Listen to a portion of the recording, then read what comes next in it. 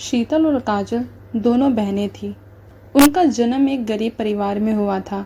शीतल सांवली थी और काजल गोरी थी। समय बीतता गया।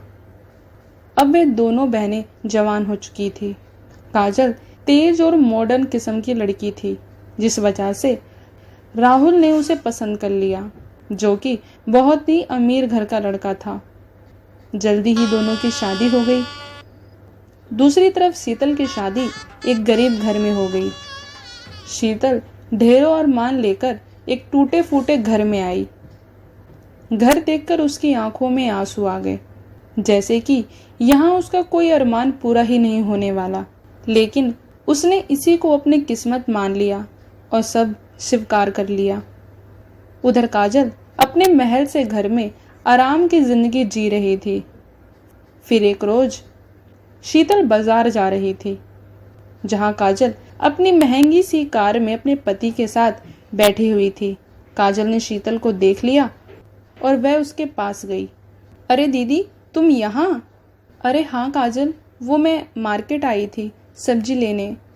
अरे हाँ, तुम गरीबों को सब्जी भी खुद ही लानी पड़ती है। हम अमीरों के पास तो इतनी फुर्सत ही नहीं कि हम सब्जी लेने भी जाए। वैसे तू जा कहाँ रही है?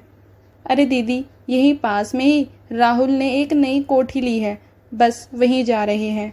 कुछ दिन में हम वहाँ शिफ्ट हो जाएंगे। अच्छा, चल यहीं पास में ही मेरा घर है, चाय नाश्ता करके चली जाइयो। अरे नहीं दीदी, फिर कभी आऊँगी, फिर आराम से बैठकर दोनों बहनें गप्पे मारेंगी। अभी के लिए फ़िलहाल मैं चलती हूँ।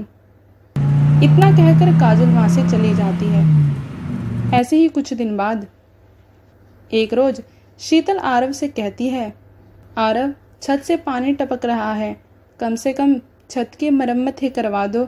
बारिश का समय आने वाला है, हमें बहुत परेशानी होगी। अरे हाँ शीतल, मैं कोशिश कर तो रहा हूँ। तुम्हें तो पता ही है कि मैं मजदूरी के साथ साथ पढ़ाई भी करता हूँ। भगवान ने चाहा तो जल्दी ही मुझे कोई अच्छी नौकरी मिल जाएगी। काजल शीतल के घर आती है। उसने शॉर्ट ड्रेस पहनी हुई थी और हाथों में मिठाई का डब्बा ले रखा था। शीतल तो उसे पहचान ही नहीं पाती। अरे काजल, तू तू तो बहुत अच्छी लग रही है इन कपड़ों में।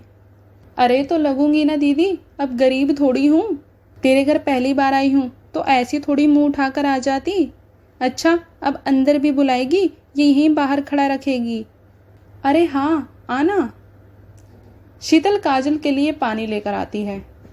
पानी पीते ही काजल बोलती है, अरे ये क्या दीदी, इतना गर्म पानी, उबला हुआ पानी ले आई क्या? अरे काजल, वो मेरे घर में फ्रिज नहीं है। ओह गॉड दीदी, इस ज़माने में भी आपके घर में फ्रिज नहीं है? फिर कुछ देर बाद काजल फिर से बोलती है, ये बदबू कहाँ से आ रही है? अरे वो मैंने सुबह ही गोबर और मिट्टी से घर की लिपाई की है। यू, गोबर से? मेरे घर तो टाइल लगी हुई है। ये सब गरीबों के घर ही देखना पड़ता है। मेरा तो यहाँ दम घुट रहा है। अच्छा, मैं चलती हूँ। और हाँ, ये कुछ मिठाई लाई थी। और हाँ, मैं एक बात कहना तो आपको भूल ही गई। मैं जिस काम के लिए आई थी वो तो मैंने आपसे कहा ही नहीं। मैं आपको इनवाइट करने आई थी। वो दिन मैं बता रही थी ना आपको कि राहुल ने नई कोठी ली है, तो बस उसी का घर प्रवेश है, तो छोटी सी पार्टी है, आप प्लीज़ ज़रूर आना। इतना कहकर काजल वहाँ से चली जाती है। शीतल डब्बा खोलती है तो देखती है कि उसमें बहुत ही प्रकार के मिठाइयाँ रखी होती है। वह सोच में पड़ जाती है कि जब वह उसके घर जाएगी तो क्या लेकर जाएगी। जिसके बाद वह शाम को आरव से सारी बातें बताती है। देखो शीतल, मेरे पास ज़्यादा पैसे तो नहीं हैं, लेकिन मैं तुम्हें बेसन के लड्डू खरीद के दे दूँगा, वही ले जाना। अगले दिन शीतल बेसन के लड्डू लेकर काजल के घर पहुंच जाती है, जहां काजल आराम से सोफे पे बैठी होती है। शीतल ने काजल को आवाज़ लगाई। काजल गुस्से से शीतल के पास आती है। ये क्या दीदी, आपको इतनी भी सेंस नहीं है कि जब किसी के घर पहली बार जाते हैं तो ढंग के कपड़े पहन के जाते हैं? कम से कम आज के दिन तो कोई ढंग की साड़ी पहन आती। शीतल का मन बहुत दुखी होने लगता है जब भी वहाँ काजल के सास और पति आ जाते हैं। अरे काजल बहू, हमने तुम्हें कितनी बार बोला है कि तुम गरीबों से रिश्ते मत रखा करो।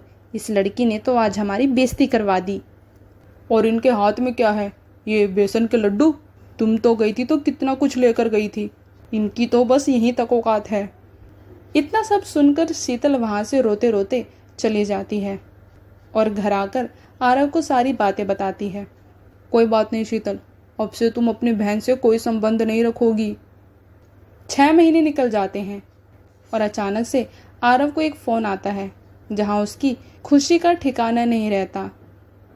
शीतल, शीतल, जल्दी आओ यहाँ, मुझे तुम्हें एक बहुत बड़ी खुशखबरी देनी है। अरे क्या हुआ आरव? शीतल, मेरी सरकारी नौकरी लग गई है रेलवे में। अब हमारी गरीबी खत्म हो जाएगी। शीतल ये बात सुनकर बहुत खुश हो जाती है। कुछ ही समय में शीतल का काफी अच्छा घर बन जाता है। दूसरी तरफ काजल के पति बिजनेस में बहुत नुकसान हो जाता है। अब उनके पास खाने तक के पैसे नहीं थे। जब वह शीतल के घर आती है, अरे काजल, तू यहाँ? मुझे माफ़ कर दे बहन, मैं अमीरी के घमंड में आ गई थी। मैंने उस दिन तेरे साथ जो भी किया मैं बहुत गलत किया। मैं उसके लिए बहुत शर्मिंदा हूँ। मुझे माफ़ कर दे मेरी बहन। ये क्या हुआ काजल? आज अचानक से मेरी याद कैसे आ गई तुझे? काजल शीतल को पूरी बात बताती है कि उसके पति का बिजनेस नुकसान में है और उनके पास खाने तक के पैसे नहीं हैं। तू चिंता मत कर, मैं तेरे साथ हूँ। तू अपने ससुराल वालों को यहाँ बुला ले और तू यहाँ रह सकती है। तुझे कोई दिक्कत नहीं होगी। मैं अमीर तो हो गई हूँ लेकिन मुझ में घमंड नहीं है। काजल अपनी बहन को गले लगा लेती है और उसे समझ में आ जाता है कि पैसे का घमंड एक दिन सब कुछ ले डूबता है। आज सुहाना की शादी है अमन के साथ। सुहाना शादी करके अपने ससुराल पहुंचती है। कुछ देर बाद उसकी सास निर्मला उसे बुलाती है। अरे बहू, जाकर मेरे लिए एक अच्छी सी चाय बना कर ला। मैं बहुत थक गई हूँ अब। जी माँ जी। सुहाना किचन में जाती है तो वहाँ उसकी जेठानी शीतल पहले से ही खाना बना रही होती है। अरे सुहाना, तुम यहाँ अभी से? अरे हाँ दीदी, वो माँ जी ने चाय बनाने के लिए बोली है। अच्छा, तुम्हें चाय बनाने आती है वैसे? हाँ दीदी, मैं बहुत अच्छी चाय बनाती हूँ। देखना, आज माँ जी मेरे हाथों की चाय पीकर मेरी दीवानी हो जाएंगी। सुहाना की बात सुनकर शीतल बहुत जोर जोर के हंसने लगती है। क्या हुआ दीदी, आप हंस क्यों रही हो? अरे सुहाना, माँ जी का दिल खुश करना बहुत मुश्किल है। माँ जी हर चीज में कोई ना कोई कमी निकाल ही देती हैं। भाई मैं तो 4 साल से इस घर को संभाल रही हूँ। माँ जी ने आज तक मेरी कोई तारीफ करी ही नहीं है। हर चीज में कमी निकाल ही देती हैं। सुहाना सोचती है कि शायद उसकी जेठानी उसे उसकी सास के खिलाफ भड़का रही है। खुद को अच्छा खाना नहीं बनाना आता, इसलिए मुझे माँ जी के खिलाफ भड़का रही हैं।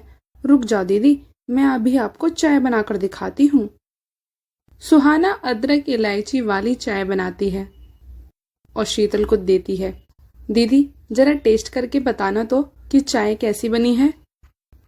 शीतल चाय टेस्ट करती है और बोलती है, आहा, वाह सुहाना, तुमने तो बहुत अच्छी चाय बनाई है। ऐसी चाय तो मैं भी नहीं बना पाती। तो क्या लगता है दीदी, माँ जी को चाय पसंद आएगी ना? अरे तू लेकर तो जा, तू खुद देख लियो। सुहाना बहुत ही गर्व के साथ चाय लेकर जाती है। ये लीजिए माँ जी। अरे हाँ बहू, ला दे, लेकिन इसमें चाय जैसी तो खुशबू आ ही नहीं रही है। खुशबू आ तो रही है माँ जी। हाँ, अब तू मुझे सिखाएगी, कोई खुशबू नहीं आ रही है। खैर ला दे, चक्कर बताती हूँ। अरे इसमें तो दूध ज्यादा है और अदरक इलायची का भी स्वाद नहीं आ रहा। आजकल की लड़कियां चाय भी नहीं बना सकती हैं। सुहाना का मन दुखी हो जाता है और वह मुंह फुलाकर रसोई में चली जाती है। अरे क्या हुआ सुहाना, तुमने सही कहा था दीदी कि माँ जी को तो चाय पसंद आएगी ही नहीं। भाई मैंने तो पहले ही कहा था। सुहाना, अब मुझे ही देख लो, 4 साल हो गए लेकिन माँ जी को कभी मेरे हाथों का कोई खाना पसंद ही नहीं आया और तू तो अभी आई है। लेकिन ये तो गलत है ना दीदी। अभी गलत देखा ही कहाँ है तूने, अभी तो देखती जा क्या क्या होता है। जब भी निर्मला की आवाज आती है, अरे छोटी बहू, तुझसे चाय तो बनी नहीं लेकिन रात का खाना तू ही बनाइयो। सुहाना ने भी गुस्से में जवाब दिया। अच्छा ठीक है माँ जी। दिन से शाम हो गई। अरे बहू, क्या कर रही है तू किचन में? खड़े खड़े बातें करने में लगी हो। ये ना खाना बनाना शुरू करो। दोनों की दोनों निकम्मी आई है मेरे घर तो। अरे माँ जी, अभी तो खाने का टाइम हुआ ही नहीं है। हाँ, अब तू बताइयो मुझे कि खाने का टाइम हुआ है कि नहीं हुआ। अरे हम अपने टाइम में 10 मिनट में 10 सब्जियां बना कर रख देते थे, लेकिन तुम आजकल की लड़कियों को तो कुछ आता ही नहीं है। बस बातें करवा लो जितनी करवानी हो। अगर अब तुम दोनों की पंचायत खत्म हो गई हो तो खाने की शुरुआत करो, मुझे बहुत जोरों की भूख लगी है। इतना बोलकर निर्मला वहां से चली जाती है। अभी देखना सुहाना, माँ जी 10 मिनट में 10 बार आएंगी और 10 ताने देकर जाएंगी। और ऐसा ही होता है। निर्मला हर 10 मिनट में आती और अपनी बहुओं को ताने देकर चली जाती। अरे ऐसी निकम्मे बहुएं आई हैं। अरे तुम्हें तो तुम्हारे मायके भेज देना चाहिए, मुझे ऐसी निकम्मी बहुएं नहीं चाहिए। खाना बन जाने के बाद दोनों बहुएं खाना लेकर अपनी सास के पास जाती हैं। अरे कितना समय लगा दिया बस 5 खाना बनाने में। खाना खाते हुए निर्मला चिल्लाने लगी। ये कोई सब्जी है? इसमें ना मिर्च का पता चल रहा ना नमक का। अरे कोई स्वाद ही नहीं है खाने में। सुहाना का आज पहला ही दिन था और सास से ऐसी बातें सुनकर सुहाना दुखी हो जाती है।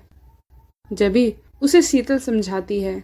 अरे दुखी मत हो, मैं तो 4 साल से ये सब सह रही हूँ और तुझे तो अभी 4 घंटे भी नहीं हुए सही से।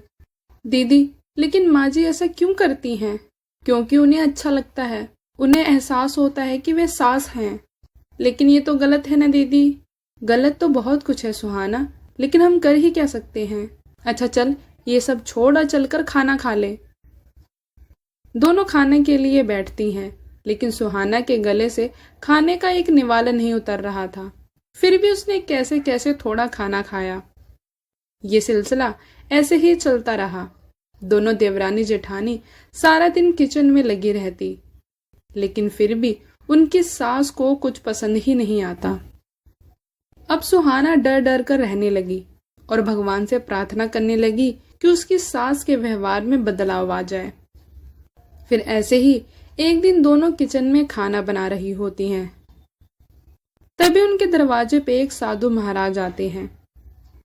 अलख निरंजन, बेटी मुझे बहुत जोरों की भूख लगी है, कुछ खाने को है तो बेटी मुझे दे दो।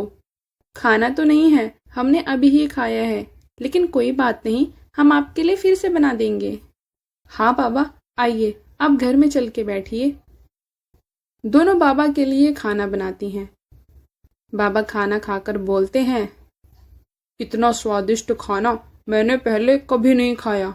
ये बात सुनकर दोनों रोने लगती हैं। क्या हुआ बेटी, तुम दोनों रो क्यों रही हो? वो क्या है बाबा जी कि आज बहुत दिनों बाद किसी ने हमारे खाने की तारीफ की है। सुहाना बाबा को अपनी सास की सारी बातें बताती है। बाबा उन्हें एक पत्थर देते हैं। बेटी ये लो, ये एक जादुई पत्थर है, इसे अपने किचन में रख देना और जो भी तुम इस पत्थर से मांगोगी वह तुम्हें तुरंत मिल जाएगा। बाबा पत्थर देकर वहां से चले जाते हैं। दोनों उस पत्थर को किचन में रख देती हैं। फिर शाम के समय निर्मला पकोड़े के लिए बोलती है। तभी शीतल उस पत्थर से पकोड़े की फरमाइश करती है। हे जादुई पत्थर, जल्दी से हमें पकोड़े दे दे। इतना बोलते ही वहां पर पकोड़े आ जाते हैं। दोनों अपनी सास के पास पकोड़े लेकर जाती हैं। अरे इतनी जल्दी पकोड़े भी बना दिए। निर्मला पकोड़े खाते हुए सोचती है, अरे ये तो पकोड़े बहुत स्वादिष्ट बने हैं, लेकिन मैं इनकी तारीफ कर तो नहीं सकती। अरे ये कैसे पकोड़े बनाए हैं तुमने, इसमें तो मिर्च ही नहीं है। निर्मला अपनी पूरी बात करती उसे मिर्च लगने लगती है। आह आह, अरे मुझे अचानक इतनी मिर्च क्यों लगने लगी? बहुओं पानी लेकर आओ जल्दी। पानी पीने के बाद मिर्ची का असर कम हो जाता है।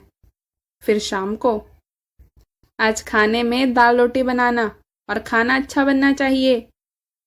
सुहाना और शीतल पत्थर से दाल रोटी मांगती हैं और अपनी सास को लाकर देती हैं। निर्मला फिर झूठ बोलती है और उसे मिर्ची लगने लगती है। अरे अब मैं क्या झूठ भी नहीं बोल सकती। खाना बहुत अच्छा बना है, बहुत अच्छा बना है खाना। मैं अब झूठ नहीं बोलूंगी। ये बात बोलते ही मिर्ची का असर खत्म हो जाता है। निर्मला को समझ आ जाता है कि झूठ बोलने से उसे मिर्ची लग रही थी, जिस वजह से वह अब हमेशा खाने की तारीफ करती। और इस तरह पत्थर की मदद से देवरानी जेठानी की रसोई जादुई बन जाती है। हेलो दोस्तों, ऐसे ही मज़ेदार वीडियो के लिए मेरे चैनल को सब्सक्राइब करें और वीडियो अच्छी लगे तो वीडियो को लाइक करें।